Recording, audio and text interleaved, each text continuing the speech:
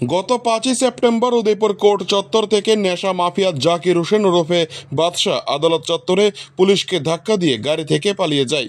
তারপর থেকে রাধাকিশোরপুর থানার ওসি বাবুল দাসের উপর চাপ সৃষ্টি হয় যে কোনো প্রকারেই বাদশাকে গ্রেপ্তার করতে হবে।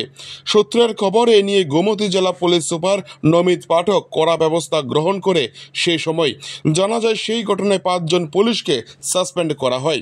রাজ্যের ডিআইজি উদয়পুরে আসেন গোটা ঘটনার তদন্ত করার জন্য। রাধাকিশোরপুর থানার পুলিশের উপর রীতিমতো চাপ বাড়তে থাকে।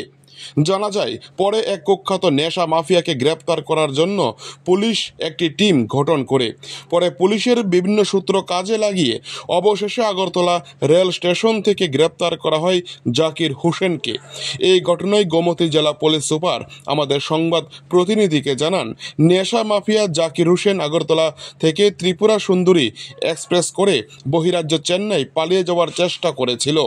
রাধাকিশোরপুর থানার পুলিশ তাকে দেখে ফেলে এবং সাথে সাথে গ্রেপ্তার করে। পুলিশ সুপার জানান, শুক্রবার দুপুরে তাকে আদালতে তোলা হবে পুনরায়। কিন্তু প্রশ্ন উঠছে, জুলাই মাসে রাধাকিশোরপুর থানা থেকে দীপ মিয়া খাদিম নামে এক আসামি থানার ভেতর থেকে পালিয়ে যায়। দীর্ঘ 2 মাস অতিক্রান্ত হয়ে যাওয়ার পরেও এখনো পর্যন্ত রাধাকিশোরপুর থানার পুলিশ তাকে গ্রেপ্তার করতে পারেনি। কেন তাকে এখনো পর্যন্ত গ্রেপ্তার করতে পারেনি পুলিশ? এ নিয়ে রাধাকিশোরপুর থানার পুলিশের মুখে কুলুপ এঁটেছে। সূত্রে জানা গিয়েছে, রাধাকিশোরপুর থানা থেকে পালিয়ে যাওয়া আসামি দীপ মিয়া খাদিমকে গ্রেপ্তার করার জন্য গোমতী জেলা পুলিশ সুপার কড়া নির্দেশ দিয়েছেন থানার ওসিকে। রাধাকিশোরপুর থানার এই ধরনের ঢিলেঢালা মনোভাব বিরক্তি প্রকাশ হচ্ছে গোমতী জেলা পুলিশ সুপারের মধ্যে। কখনো চুরির ঘটনা, আবার কখনো আসামি পালিয়ে যাওয়ার ঘটনা। রীতিমতো এই ধরনের ঘটনায় চাপে রয়েছে গোমতী জেলা পুলিশ। আর অন্যদিকে পুলিশের উদয়পুরের গোয়েন্দা ডিআইবি ওয়াচার ভাদ্র মাসের তালের বড়া খেয়ে নিশ্চিন্তে দিন কাটাচ্ছে। উদয়পুর থেকে নিজস্ব প্রতিনিধি রিপোর্ট, টিভি 100 বাংলা।